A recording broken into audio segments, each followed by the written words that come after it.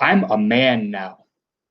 The next day was really busy with Jeffrey's treatment and a million and one doctors coming into the room, so I didn't see Samantha at all through the whole morning and afternoon. I was planning to stop by her room and say goodbye, but I got distracted on the way out. I overheard the main guy, Dr. Moses, giving my dad a pretty strong warning as we were getting ready to leave. Listen, Mr. Elper, I've been on and off the phone with your son's pediatrician all morning. I'm concerned about Jeffrey's hepatic, heptic function.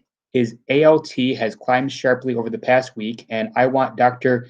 Perot to keep an eye on your son's blood counts and transmeson numbers for the next couple of weeks. If the AST climbs too, we'll need to know about it. Of course, we'll be running our own tests every week here, but liver trouble is nothing to mess around with, and I want to be extremely cautious as long as Jeffrey is on such a high dose of 6-MP and methotrexate.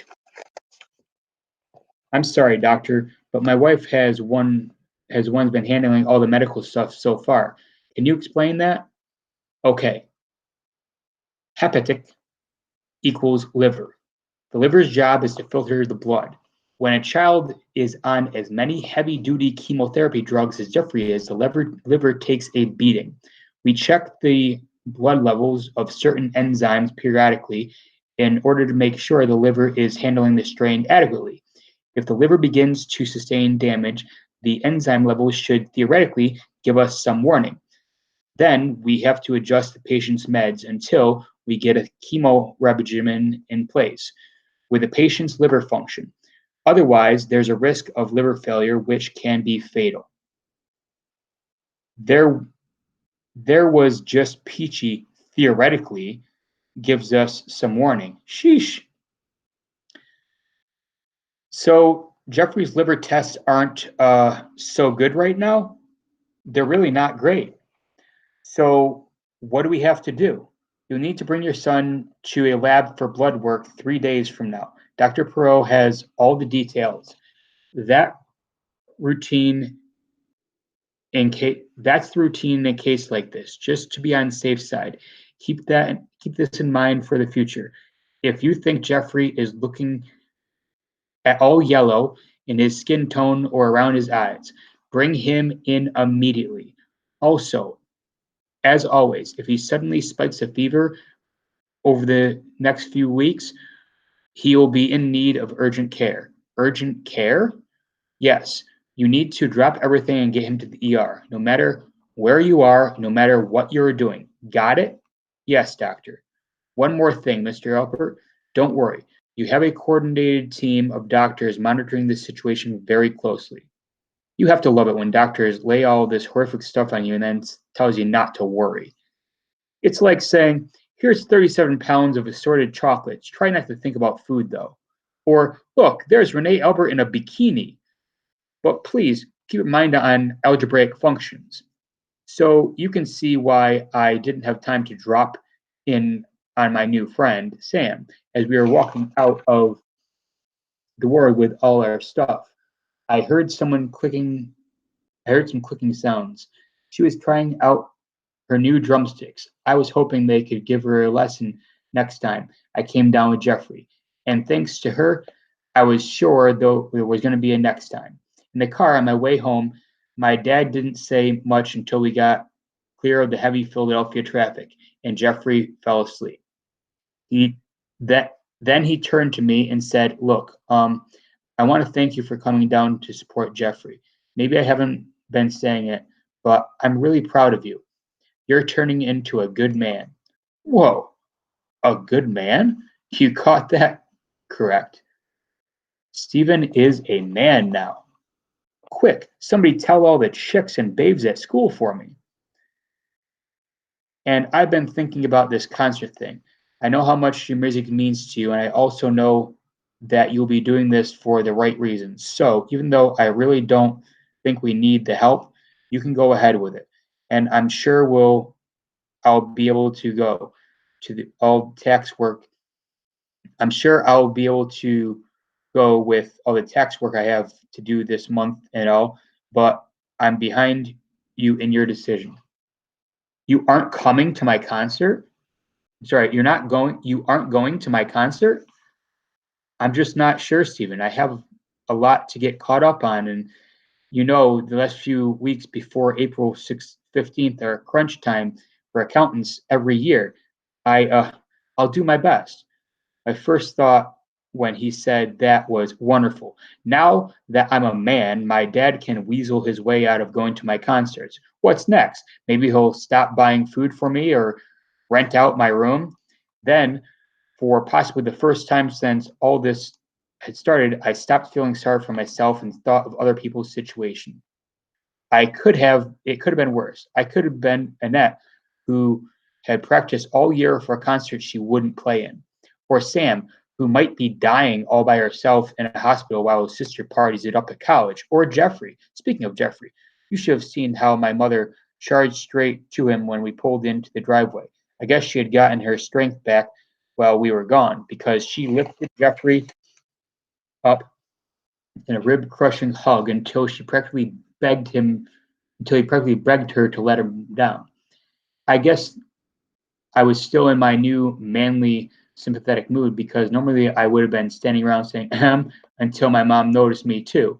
But that day I just looked at her with a new appreciation. This woman had spent nearly half of her time this year at a hospital with her son, praying for him, watching over him, comforting him, handling all his overwhelming cancer stuff. And suddenly, as she reached out and squeezed my arm, I realized without any shadow of doubt that she would have done the same for me. Maybe you'll think it's nuts that the brother of a cancer patient would feel lucky, but at this instant, I most surely did. The next 3 weeks at school were absolutely nutty. Annette and Renee both insisted on tutoring me in the subject I had missed during the 2 days in Philadelphia. I let Renee into the house this time. They also insisted on updating me daily on the progress of the benefit concert, and the point where the details were too much, the posters were up all over the town. We called the newspaper, and they said they'll send a reporter to the last rehearsal and the concert. The high school band had already sold 286 tickets. Your brother's school took out a full page ad in the program. Dexter's Auto Body bought a 2-page spread.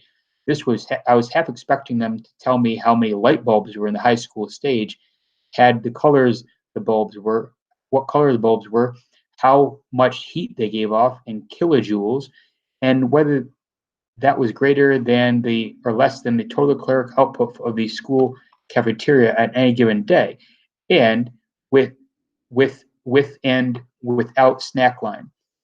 But I knew they meant well, in the sense they were all doing this for me. My teachers and fellow students were all over me too. I bought a ticket to your concert. I bought 2 tickets to your concert. I bought 7 tickets and rented 6 strangers in a minivan that night for the night. Again, everyone meant well, and I was really hoping the money we raised would take a load off my parents' shoulders, but intensely, all the attention was pretty high. I just couldn't wait to actually get up there and play the drums for all these people. That was the part I was living for anyway. And if excessive amount of rehearsal time were any indication of success, they were surely destined to go down in jazz history. These were practices 4 days a week for the last few weeks, and in fact, and spent more time with a van driver who was bringing just about everyone she knew to the concert. I swear I would have started calling her mom. Plus, I was taking lessons on Saturday from I was still taking lessons on Saturday from Mr. Stoll, who was bringing 7 students to the concert, and practicing on my own, both at home and during my opportunity periods at school. And I was doing all my homework. My math teacher, who was planning to bring a small army of retentive, calculator-carrying math teacher children to the concert, even commended me on my improving work habits. Speaking of improving work habits, I was also spending a ton of time reading. Miss Galley, 4 tickets, 1 booster ad, had called me down right before the big trip to the hospital with Jeffrey. She'd said she just wanted to check in with me, but she immediately pushed the candy dish my way. So I knew there was a heavy topic on the agenda. It turned out that she had ordered a book for me to read about childhood leukemia and its treatment. She said she thought it might help me to process my feelings. I thanked her, snatched up some candy hearts, and walked out with a book under my arm. In the meantime, and at the time, my thought was, anyway, like I'm really in the mood to read a book about this when I'm living it 24/7 already. But after we got back from school, I had picked up the book again because I truly did want to understand what was going on with my brother and with Samantha too. I was about 600 pages long, but I was already halfway through, and somebody else had been reading it every night after I went to bed. My dad, I think, reading it, helping us both of us. It was like Mrs. Galley had said, I want to leave you with one thing to think about instead of agonizing about the things that you can't change. Why don't you try working on the things that you can change? We couldn't change the fact that Jeffrey was sick. But we could make sure we knew what was going on. And if there was one thing I'd finally figured out, it was your mind is something you can change. And so everyone was rallying around Jeffrey, especially everything was going well. Jeffrey's next 3 hospital stays were uneventful, and his blood counts and liver function tests were steady. Not great, but steady. Life was going about as well as could possibly be expected right up until the day of the concert.